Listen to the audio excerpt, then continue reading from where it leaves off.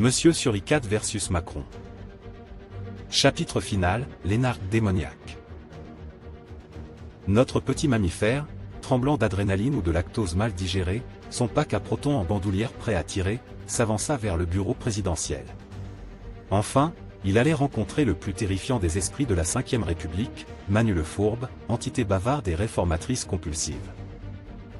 Ce spectre cauchemardesque, qui légiférait plus vite que son ombre et supprimait les droits acquis par les luttes passées comme d'autres effacent l'historique de leur navigateur après avoir maté du porno, n'avait qu'un but.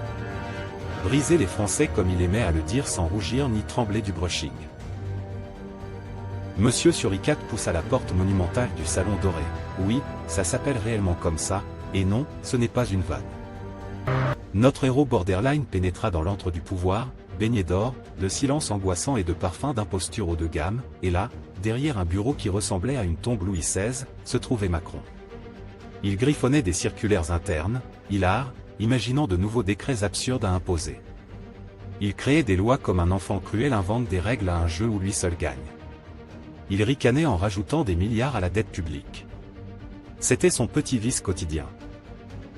Soudain, Manu leva la tête, vit l'animal et lâcha avec un sourire sadique. « Tiens un suricate. Tu cherches un emploi ? Il suffit de traverser la rue. » Macron aimait, par des phrases piquantes, rabaisser et humilier autrui. Monsieur Suricate grogna, armant son détecteur de foutaise. « Tu peux manipuler les masses, corrompre les promesses, dévorer les espoirs. Mais moi, je ne contracte pas. » L'ectoplasme Macron esquissa un rictus, savourant la réplique comme un bon crédit revolving. Vous, les Gaulois réfractaires êtes si prévisibles. Toujours à râler et jamais à plier.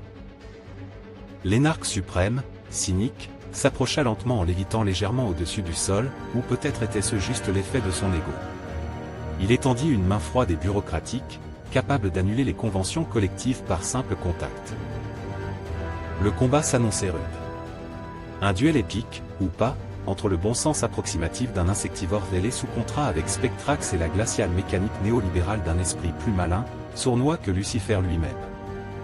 Face au terrible et implacable Macron, dans une atmosphère chargée de réformes non concertées et d'arrogance si bien maîtrisée, comment Monsieur Suricate allait-il s'en sortir vivant ? À suivre.